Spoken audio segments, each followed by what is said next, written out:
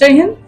ગઈ તારીખ 16 સપ્ટેમ્બર 2025 રોજ ઇલેક્ટ્રોનિક મીડિયા તથા પ્રિન્ટ મીડિયામાં થયેલા વાયરલ વિડીયો અનુસંધાને પોલીસ અધિક્ષક અભય સોની તથા એસડીપીઓ સાહેબ દ્વારા સખતમાં સખત કાર્યવાહી અને ત્વરિત કાર્યવાહી કરવા માટે સૂચના આપવામાં આવેલ.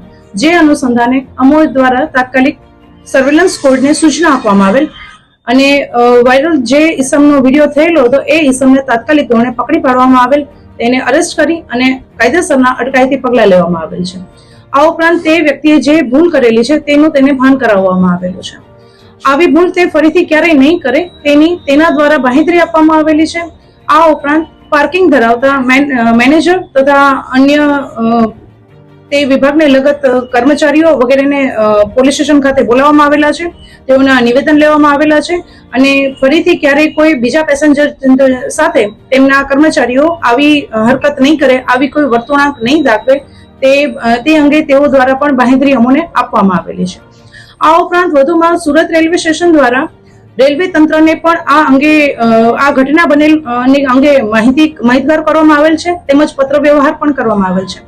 આ ઉપરાંત વધુમાં સીએમઆઈ ને પણ આ અંગે જાણ કરવામાં આવેલ છે. કોમર્શિયલ વિભાગનાઓને પણ આ પાર્કિંગની જે ઘટના બનેલી છે એ ઘટના ભવિષ્યમાં ના બને, પુનરાવર્તન ના થાય તે માટે તેઓને પણ જાણ કરવામાં આવેલી છે. તે અંગે મીટિંગ હાથ ધરવામાં આવેલી છે અને તેઓ દ્વારા પણ બાંહેધરી આપવામાં આવેલી છે કે વધુમાં આવી કોઈ ઘટના ના બને તે માટે તેઓ પણ નક્કર પગલા જરૂરથી લેશે. હા, જેના અનુસંધાને જ ગઈકાલે વિડીયો વાયરલ થયાના ગણતરીના કલાકોમાં તાત્કાલિક તેને પકડી પાડી અને ધરપકડ કરવામાં આવેલી છે અને તેઓને સખતમાં સખત તેમના ઉપર પગલા ભરવામાં આવેલા છે. અને તે આ જગ્યાએથી તો તેમને નોકરીમાંથી બરતરફ કરવામાં આવેલો છે, પરંતુ તે ભવિષ્યમાં બીજી પણ કોઈ જગ્યાએ જાય તો કોઈ પણ વ્યક્તિ સાથે આવી હરકત ના કરે તેવી તેને પોતાની ભૂલનું ભાન થયેલું છે અને તે બદલ તે ઈસમે માફી પણ માંગેલી છે. રેલવેનું પાર્કિંગમાં જે કોન્ટ્રાક્ટર છે તે વધુ ઉપયોગ કરતો હોય તેવા પણ આક્ષેપો થઈ રહ્યા છે.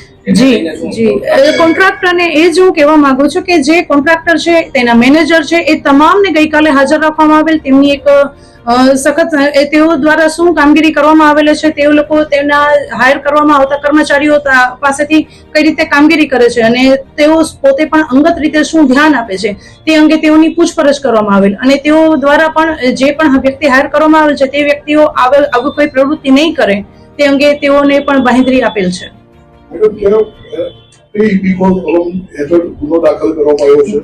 તેમના અટકાયતી પગલા લેવામાં આવેલા છે.